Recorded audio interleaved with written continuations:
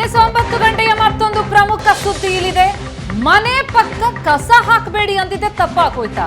ಯಾಕಂದ್ರೆ ಕಸ ಹಾಕಿದ್ದನ್ನ ಪ್ರಶ್ನಿಸಿದ್ರೆ ಮಾಲೀಕನಿಗೆ ಹಿಗ್ಗಾಮುಗ್ಗಾ ಥಳಿಸಿದ.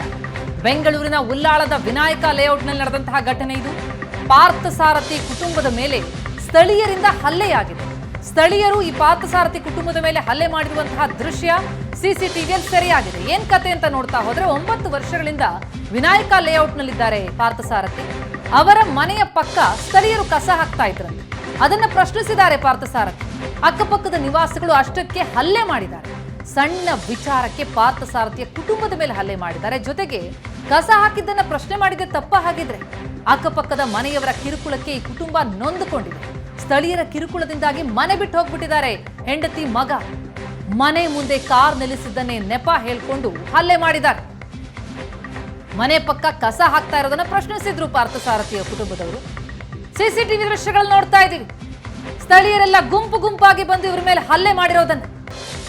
ಏನ್ ತಪ್ಪು ಮಾಡಿದ್ದಾರೆ ಅಂತ ನೋಡ್ತಾ ಹೋದ್ರೆ ಕಸ ಹಾಕಿದ್ ಯಾಕೆ ಅಂತ ಪ್ರಶ್ನೆ ಮಾಡಿದಾರಂತೆ.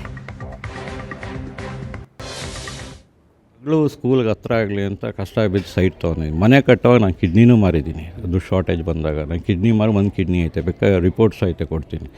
ಏನೋ ಒಂದು ಕಸ ಸುಖಕ್ಕಾಗಲಿ ಅಂತ ಮನೆ ಕಟ್ಟಿದ್ದೀವಿ. ಕಸ ಹಾಕಬೇಡಿ ಅಂದೋದಕ್ಕೆ ದೊಡ್ಡ ಗಲಾಟೆ. ಗ್ರಿಡ್ಜ್ ಇಟ್ಕೊಂಡು ಇಲ್ಲಿ ನೋಡಿ ಮರ ಹೊಡೆದಿದ್ದಾರೆ. ಕಸ ಹಾಕಬೇಡಿ ಅಂದರೆ ದೊಡ್ಡ ಕಿರಿಕು. ಗಾಡಿ ಬಿದ್ದಾಗ ಈ ಗಾಡಿ ಬಿತ್ತು. ಪಾಪ ಅಮ್ಮ ತೀರೋದ್ರು, ಪಾಪ ಮಕ್ಕಳು ಅನಾಥ ಆದರು.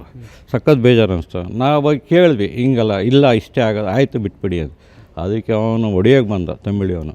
ಕೆಲಸ ಮಾಡೋವಾಗಲೂ ಇಲ್ಲಿ ಸರಿಯಾಗಿ ಸೆಂಟ್ರಿಂಗ್ ಮಾಡಲಿಲ್ಲ. ನೋಡಿ ಬಿಲ್ಡಿಂಗ್ ಹಿಂಗೆ ಹೊಡೆದಿದ್ದಾರೆ.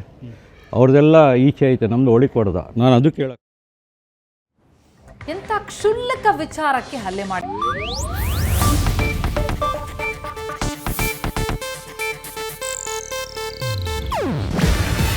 ಇದು ಏಷ್ಯಾನೆಟ್ ನ್ಯೂಸ್ ನೆಟ್ವರ್ಕ್ ಪ್ರಸ್ತುತಿ. ನೀವು ನೋಡ್ತಿದ್ದೀರಾ ಏಷ್ಯಾನೆಟ್ ಸುವರ್ಣ ನ್ಯೂಸ್.